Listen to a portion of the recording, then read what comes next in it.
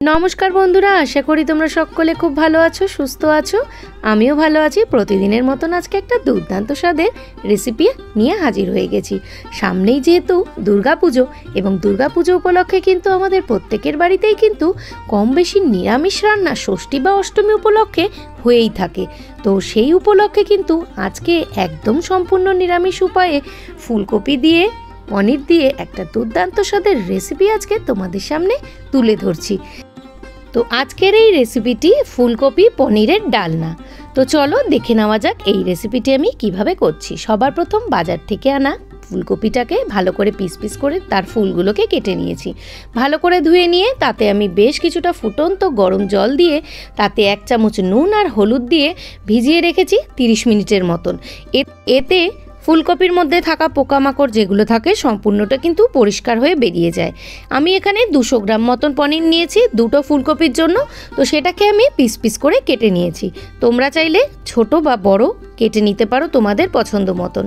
আমি এখানে মিডিয়াম সাইজের করেই কেটেছি। দুটো আলু নিয়ে নিয়েছি এবং নিয়েছি একটা টমেটো, আধ ইঞ্চি মতন একটা আদার টুকরো, 4টে কাঁচা পাকা লঙ্কা, আর এখানে নিয়েছি 1 চামচ মতন চারমগজ আর 8 থেকে 10টা কাজু বাদাম। এরপর চলো রান্নাটা শুরু করা যাক। এবং কাজু বাদাম আর এই চারমগজটাকে কিন্তু গরম জল দিয়ে ভিজিয়ে রেখে দিয়েছি। কড়াতে দিয়ে দিয়েছি 5 to 6 টেবিল স্পুন মতন সর্ষের তেল। তেলটা গরম হয়ে যাওয়ার পর আমি কিন্তু আগে থেকে আলুটাকে খুব ভালোভাবে ভেজে নিচ্ছি। আলুটা ভাজার সময় আমি এখানে হাফ চামচ মতন কিন্তু নুন এখানে দিয়ে দিয়েছি যাতে আলুর মধ্যে সামান্য একটু নুন ভাব থাকে। তো দেখো আলুটা কিন্তু আমাদের পুরোপুরি ভাজা হয়ে গেছে। হালকা বাদামি বর্ণের করে কিন্তু এখানে আলুটা ভেজে নিতে হবে। আর এরপরে কিন্তু এখন আমি ফুলকপিটা দিয়ে দিয়েছি। তেলের মধ্যে ফুলকপিটা দেওয়ার পর আমি এখানে 1 চামচ মতন নুন এবং দিয়েছি সামান্য হলুদ। এই সমস্ত উপকরণগুলো দিয়ে কিন্তু বেশ ভালো করে নাড়াচাড়া করে একটা ঢাকা চাপা দিয়ে দিতে হবে। তাহলে কি হবে, ফুলকপিটা ভাজার সময় ফুলকপিটা সুন্দরভাবে ভাজাও হবে এবং নরমও হবে, অথচ ফুলকপিটা কিন্তু খুব সুন্দর সফট হয়ে যাবে, অথচ গলবে না। এইভাবে তোমরা ফুলকপি ভাজা করে দেখবে, তাহলে কিন্তু বেশি ভালো হয়। কয়েক সেকেন্ড এপিটোপিট করে নিয়ে আমি কিন্তু আবারও ঢাকা চাপা দিয়ে, তো দেখে তোমরা বুঝতেই পারছো আমার ফুলকপিগুলো কিন্তু খুব সুন্দরভাবেই ভাজা হয়ে গেছে। মোটামুটি অল্প তেলে যদি তোমরা ফুলকপি ভাজতে চাও তো এইভাবে কিন্তু ফুলকপি ভাজাই যায়। তো খুব একটা বেশি তেল কিন্তু আমি ব্যবহার করছি না। এরপর ওই তেলের মধ্যে কিন্তু আমি পনিরগুলোকে ভেজে তুলে নিচ্ছি। পনিরগুলোকে কিন্তু খুব একটা কড়া ভাজা করব না, আমি এখানে হালকা শ্যালো ফ্রাই করেই কিন্তু ভেজে নিয়েছি।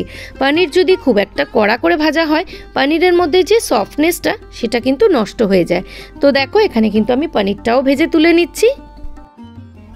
এরপর পনিরটা তুলে নিয়ে তাতে আমি 1 চামচ মতন গোটা জিরে দিয়েছি, একটা গোটা শুকনো লঙ্কা, দুটো তেজপাতা, আর দিয়েছি 3টে এলাচ, দুটো দারুচিনি। এই সমস্ত মশলাগুলোকে কয়েক সেকেন্ড একটু হালকা ফ্রাই করে নিতে হবে। তারপর আদা, টমেটো, কাঁচা লঙ্কা, পাকা লঙ্কা মিশিয়ে যেটা রেখেছিলাম সেটার পেস্ট তৈরি করলাম। দিয়েছি আমি তাতে 1 চামচ মতন হলুদ গুঁড়ো, 1 চামচ মতন কাশ্মীরি রেড চিলি পাউডার, 1 চামচ জিরের গুঁড়ো, এখানে দিয়েছি 2 চামচ মতন চিনি। যেহেতু এটা নিরামিষ রান্না একটু মিষ্টির প্রয়োজন, নুনটা অল্পই দিয়েছি, হাফ চামচ মতন, কারণ আলু ভাজার সময়তেও আমি বেশ কিছুটা নুন এখানে ব্যবহার করেছি, ফুলকপি ভাজার সময়তেও কিন্তু নুন ব্যবহার করেছি, তাই নুনটা কিন্তু বুঝে দিতে হবে। মশলাটা মিডিয়াম টু লো ফ্লেমে কষানোর পর যখন তেল ছেড়ে আসবে তখন কিন্তু আমি আলুটাও এর মধ্যে দিয়ে দিয়েছি সুন্দরভাবে কষে আসার জন্য। এরপর ধীরে ধীরে আমি ফুলকপিটাও দিয়ে দিয়েছি। এই মশলার সাথে ফুলকপিটা যত সুন্দরভাবে কষবে এটার স্মেলটা বা টেস্টটা কিন্তু তত ভালো হবে এবং সুন্দর কিন্তু একটা গন্ধও বার হবে। ভিডিওটা চলতে চলতে একটা ছোট্ট অনুরোধ করি, যারা আজকে আমার ভিডিওটা নতুন দেখছো তাদেরকে জানাই অসংখ্য ভালোবাসা। এবং তোমরা যদি আমার ভিডিওটা আজকে নতুন দেখে থাকো অবশ্যই কিন্তু লাইক করে পাশে থাকা বেল নোটিফিকেশনটা অন করে আমার পরিবারের সদস্য হয়ে যেও। তো দেখো আমি কিন্তু এখন এখানে আগে থেকে যে ভিজিয়ে রেখেছিলাম কাজু বাদাম আর চারমগজ সেটা কিন্তু একটা পেস্টের আকারে করে নিয়েছি। এই মশলাটা অপশনাল, তোমরা দিলে দিতেও পারো অথবা নাও দিতে পারো। এটা দিলে গ্রেভির মধ্যে আলাদা সুন্দর একটা টেক্সচার তৈরি হয়, যেটা যে কোনো ফ্রাইড রাইস বলো, লুচি, পরোটা, ভাত সমস্ত কিছুর সাথে কিন্তু ভীষণ ভালো লাগে।